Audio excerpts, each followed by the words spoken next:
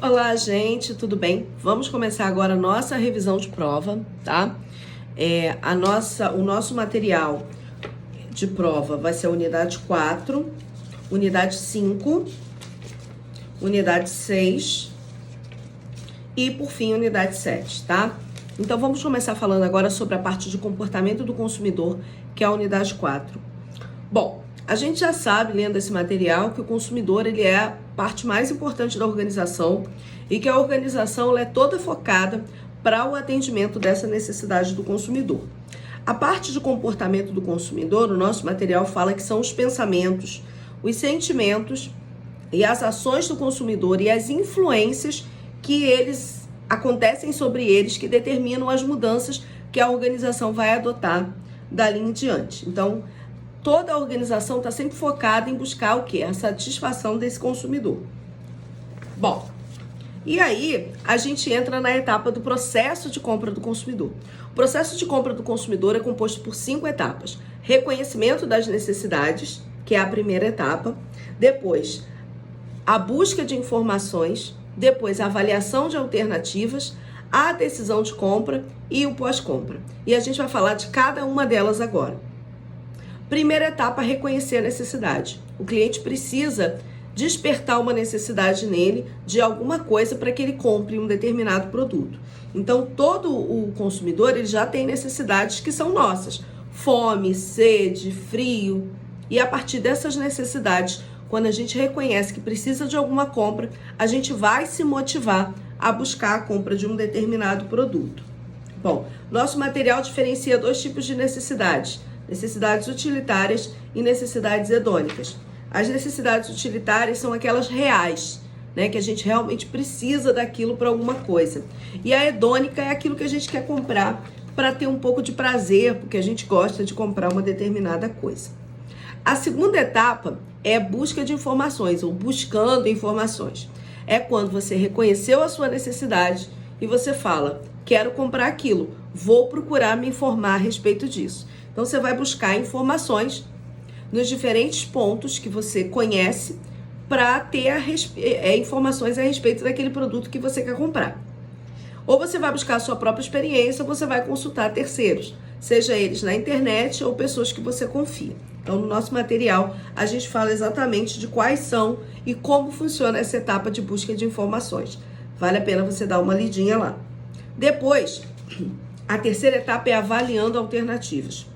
Como o próprio nome diz, você vai dentro daquelas informações que você buscou, aquelas possibilidades que você buscou, você vai analisar qual é aquela, né, das alternativas que você tinha que são melhores. Então, você vai analisar ali quais são os fornecedores que você tem para aquele produto, quanto eles cobram por aquele produto, formas de pagamento, quanto tempo leva para te entregar. Você vai avaliar alternativas. Lembrando que até aqui você não é obrigado a comprar. Muitas vezes o consumidor elenca uma necessidade e desiste de comprar. Ele busca alternativas e desiste de comprar. Ele avalia alternativas e desiste de comprar. Então, não necessariamente esses 3 estágios iniciais indicam uma compra propriamente dita. É no 4º estágio onde você decide efetivamente a compra, que é a decisão de compra, onde você vai decidir comprar ou não comprar. Você pode chegar até a porta da loja, olhar e falar, volto depois. Mas, se você decidir a compra, você está no 4º estágio. Então, você avalia tudo isso que você ponderou nas etapas anteriores, nas 3 etapas, e você decide se vai comprar ou não vai comprar. E aí você já dá o cartão, já dá seus dados e aí fecha a compra. Depois disso, você vai avaliar a compra, que é o 5º estágio. Nesse estágio, você vai avaliar se aquilo que você comprou foi bom ou ruim, e se você recompra, e se você indica aquele produto para outra pessoa. Então, esses são os 5 estágios de compra. Falei de forma resumida, mas vale a pena que você vá lá no material e faça a leitura completa desse material para você entender os detalhes disso tudo. Inclusive, essa aula ela foi gravada remotamente. Então, se você correr lá no Siga A ou olhar no histórico do grupo, você vai encontrar o link para rever essa aula de forma completa, referente à unidade 4. Continuando, a gente tem 3 tipos de tomada de decisão. A tomada de decisão rotineira, a limitada e a extensiva. O que vai determinar qual é o tipo de tomada de decisão são duas coisas: o envolvimento que você tiver com essa compra e o quanto custa esse produto que você está comprando. A decisão rotineira são aqueles produtos baratos que você compra todo dia, que você já sabe exatamente o que vai comprar. A decisão limitada já é um produto de valor mais intermediário, como uma bolsa, um sapato, alguma coisa que você não compra sempre e que vai te levar um tempinho maior, que você vai pesquisar, vai olhar, vai namorar uma vitrine, vai olhar mais um pouquinho, porque não é tão baratinho assim. E por fim, a decisão extensiva. Essa sim é um produto caro. É um produto que você não compra todo dia. Pode ser um carro, pode ser um laptop, pode ser um novo celular, pode ser um apartamento, um iate, né, um helicóptero. Coisas que você não compra todo dia, que tem valor agregado mais alto e que você precisa ponderar e gastar um pouco mais de tempo nessa decisão de compra. Mais uma vez, vai lá no material e dá uma lidinha sobre isso. Fora isso, a gente tem as influências sobre o consumo. Todo mundo é influenciado de alguma forma. E hoje em dia a gente tem o termo influenciadores digitais, que é a prova disso. Mas antes disso, a gente já era influenciado por muitas outras coisas. Bom, o ambiente é uma das coisas que influencia. Você chega no local, você olha, vê se você gosta, se não gosta do local que você está entrando. Chegou num restaurante, numa lanchonete, viu se era bom, se não era. O ambiente influencia. O tempo que você tem disponível influencia a compra. A acessibilidade, a localização também influencia a compra. Essas três que eu falei são influências situacionais do ambiente de consumo. Então, a influência da situação de consumo, que é o local, a forma como você vai chegar lá, o tempo que você vai gastar. Essas influências situacionais, elas interferem bastante na decisão de compra. Fora isso, a gente também tem as influências de marketing propriamente dito, né? O marketing o tempo todo está trazendo informações para a gente e fazendo com que a gente decida pela compra de um produto. Então, são os 4 P's de marketing atuando na decisão de compra. Então, é a embalagem de um produto, é o local onde você encontrou o produto, é o preço do produto, é a propaganda de um produto. Óbvio que esse mix de marketing, ele influencia muito na nossa decisão de compra, porque são os profissionais de marketing que estão trabalhando para convencer a gente de comprar um produto. Então, óbvio que eles exercem influência. E, por fim, as influências sociais, né? Que a gente, quando lembra dos influenciadores sociais. Mas eles não são os únicos e, muito pelo contrário, eles chegaram agora. A gente já era influenciado pela cultura de onde a gente vive, pela subcultura da região onde a gente vive, pelas características que a gente tem de idade, de renda, de religião, de onde a gente viveu, de onde a gente cresceu, pelos nossos grupos de referência, nossa família, nossos amigos, as pessoas que a gente conhece, pela música que a gente ouve, pelo estilo que a gente gosta, pelos influenciadores que a gente segue nas redes sociais, pelas vontades que a gente tem, desejos de ser alguma coisa, a gente aspira a alguma coisa, quer participar de alguma coisa ou não quer parecer que gosta daquela coisa. E a nossa família, que é o nosso primeiro grande influenciador. Então, todos esses são influenciadores sociais. Não confunda quando falar de influências sociais e restrinja só aqueles influenciadores, sabe? O Whindersson, Bianca, Virgínia, não. Esses são influenciadores sociais. Eles são só um itemzinho, só um marcador do ícone influências sociais, que é muito mais complexo do que apenas influenciadores sociais. Então, vai lá e lê o material completo para você não levar para a prova essa influência equivocada, tá certo? Vamos falar agora um pouquinho da unidade 5? Bom, gente, continuando, nossa unidade 5 trata dos sistemas de informação em marketing. Nós falamos bastante aqui sobre a importância e a necessidade que as organizações precisam ter de ter um sistema de informação em marketing estruturado, né? Toda empresa precisa ter um fluxo contínuo de informações.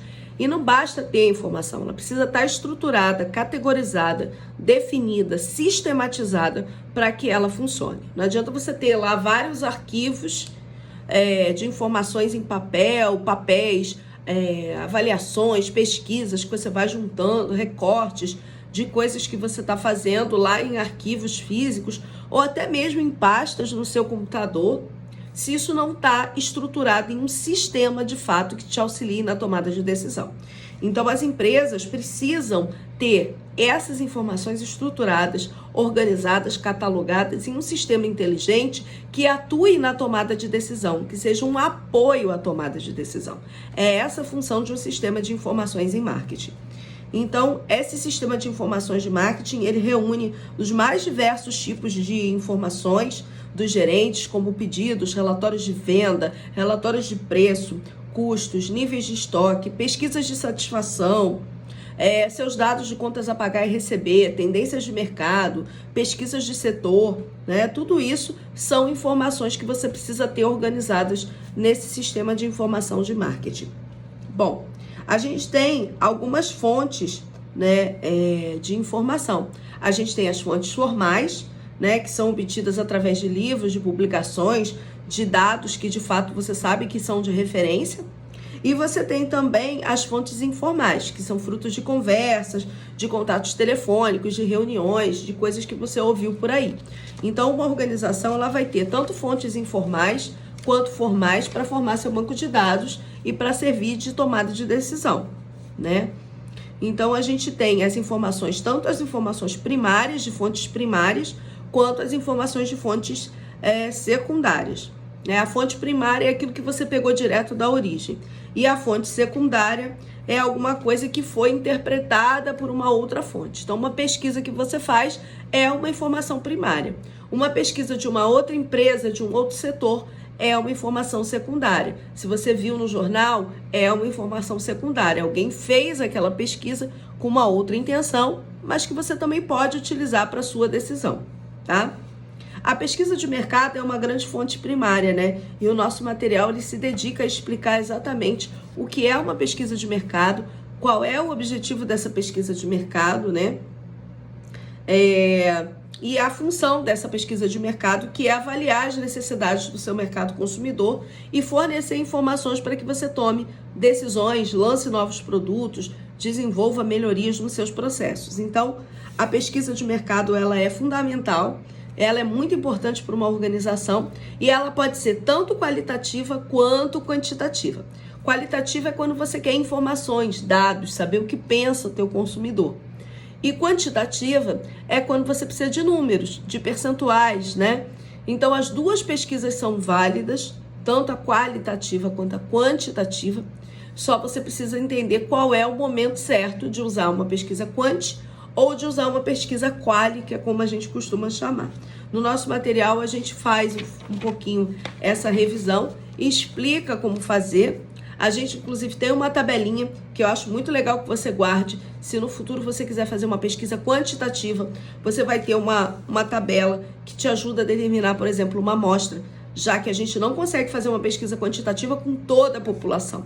A gente sempre vai precisar usar uma amostra e aí aqui tem a forma correta de você calcular essa amostra. Já tem a tabelinha com o coeficiente de segurança de 95,5%, que é o que a gente usa, e com as margens de erro da pesquisa variando entre 1% e 10%. Mais do que isso não vale a pena fazer pesquisa, tá, gente? Então essa é a unidade 5. E agora a gente tem a unidade 6. A unidade 6, ela é uma unidade que trata da avaliação e da previsão de demanda. No 3.2 do nosso material, lá na nossa primeira avaliação, a gente falou um pouco sobre demanda de mercado e demanda de empresa. Então, se você não lembra muito bem, dá uma volta lá para você poder lembrar um pouquinho o que é a diferença de um e de outro, né? Mas, basicamente, nessa unidade a gente fala muito sobre previsão de mercado. E tem muito a ver com a unidade anterior também, porque a gente fala que a gente precisa de pesquisas de previsão para tomada de decisão, né? Para formar o sistema inteligente, integrado de marketing. Então, quando a gente fala nessa unidade, a gente está falando de previsão de mercado, né, de pesquisas aí para você entender qual é a sua demanda esperada, para poder você calcular e o quanto você precisa produzir, o quanto você precisa comprar. Isso tudo é muito interessante. Essa unidade tem muito a ver também com disciplinas de produção.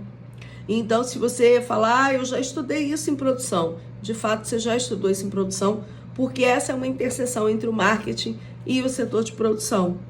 Então, a gente fala nessa unidade 6 né, da penetração de mercado, do potencial de mercado, que a empresa precisa estimar qual é o seu potencial de mercado, a sua demanda, né, para entender aí, a partir disso, qual é a previsão de venda que ela precisa ter para alcançar aquilo que ela precisa, né? E definir quais são os esforços que ela vai adotar quando ela fizer, né, as ações que ela precisa fazer para alcançar. A gente fala de alguns conceitos, como o conceito de cota de venda, né, que é quanto a meta de uma empresa para vender, que pode ser uma cota de venda individual, por vendedor, por região, por loja. A gente fala de orçamento de vendas, né, que é o volume de vendas esperado que a empresa precisa alcançar para, né, conseguir se pagar e ter aquela lucratividade que ela precisa. A gente fala do potencial de vendas de uma empresa, que é o limite de venda que aquela empresa entende que ela vai ter, né, à medida que ela faz ali alguns investimentos de comunicação e de marketing, né? Então vale a pena que você passe de novo uma leitura por esse material, até você chegar na parte de demanda futura, que a demanda futura também são cálculos estatísticos que você vai usar, baseados em N projeções que você pode fazer. Uma dessas projeções, por exemplo, são baseadas no PIB, né, do Produto Interno Bruto, em taxas de crescimento, quanto vai ter de crescimento daquele segmento ou do faturamento daquele segmento que você atua. Então, as previsões de venda, elas são calculadas estatisticamente a partir dessas projeções macroeconômicas que são feitas, né? Fazer uma previsão, uma arte de você conseguir antecipar aquilo que está por vir no mês que vem, no ano que vem, enfim, é uma arte, mas não deixa de ser ciência, não deixa de ser economia, não deixa de ser estatística, e isso não é ciência, né? Isso é matemática. Então você vai, a partir dessa demanda futura, fazer um cálculo exatamente daquilo que você precisa vender ali dentro de um determinado dia, mês, ano. Falei bastante disso em sala, né? Que não é uma média simples, porque às vezes você vende mais no começo do mês e não necessariamente mais no final do mês. Então, você precisa projetar isso em termos substanciais de uma média que a gente chama de ponderada, para conseguir chegar aí àquilo que você vai precisar vender para alcançar a sua meta de venda mensal, anual, semestral, dependendo de quanto é esse relatório que você está fazendo, né? Então, as empresas vão buscar essas previsões com especialistas, fazendo pesquisa de mercado, buscando informações anteriores, né? Buscando tendências de vendas que você teve anteriores. Então, você vai analisar o quanto você vendeu, por exemplo, no ano passado, naquele mesmo mês, para poder fazer um cálculo. E aí vai aplicar ali, né, uma tendência exponencial de cálculo. A gente explica isso no material, nosso material fala isso, né? Então, você faz esse cálculo estatístico para que você consiga chegar a um resultado e determinar ali quanto você vai ter de previsão de vendas. Isso é muito importante para que você determine quanto você precisa de equipes, de funcionários, de vendedores, e quanto de matéria-prima você vai comprar, quanto de estoque você vai ter. Então, como eu falei, essa parte da unidade 6, ela tem uma relação muito direta com a parte de produção, de cálculo de demanda, que vocês certamente já estudaram nessas disciplinas de produção e operações, tá?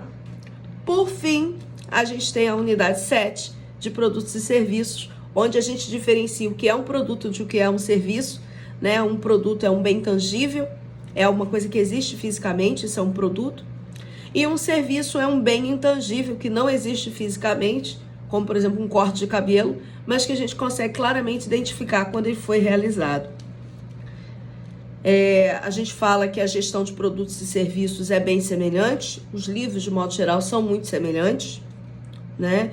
E a gente fala do quanto, ao longo do tempo, esses conceitos foram mudando e de quanto hoje as empresas de produtos e serviços, elas atuam de forma muito parecida. Você tem produtos que, para funcionar, precisam de serviços, como, por exemplo, celular, uma televisão a cabo. E você tem serviços que, de modo geral, utilizam venda de produtos. Então, você tem uma interligação muito clara entre bens de produtos e serviços e não mais aquela linha que dividia, que era muito clara. Isso aqui é uma empresa de produto, isso aqui é uma empresa de serviço. Não, hoje as empresas de serviços, por exemplo, salões de cabeleireiro vendem produtos para cabelo. E não há problema nenhum nisso. A gente só precisa entender o que é um produto, o que é um serviço e entender que muitas das vezes a gente vai agregar numa empresa de produtos serviços, como por exemplo uma assistência técnica, e numa empresa de serviços, produtos, como por exemplo a venda de shampoos de cabelo num salão de cabeleireiro. Então a gente tem essa definição clara do que é cada um deles no nosso material, mas a gente também deixa muito claro de que essa linha que separava já não existe mais e que, muito pelo contrário, empresas de produtos devem ofertar serviços e empresas de serviço devem vender produtos. Então é isso. Então com isso a gente fecha a unidade 7. A nossa prova é na próxima quinta-feira, né? Você já sabe disso. Estude o material e qualquer dúvida que você tenha, você pode me mandar aqui no grupo. Qualquer dúvida que você tenha, ou se você quiser me mandar uma mensagem direta, tá certo? Tchau, tchau. Nos vemos na prova.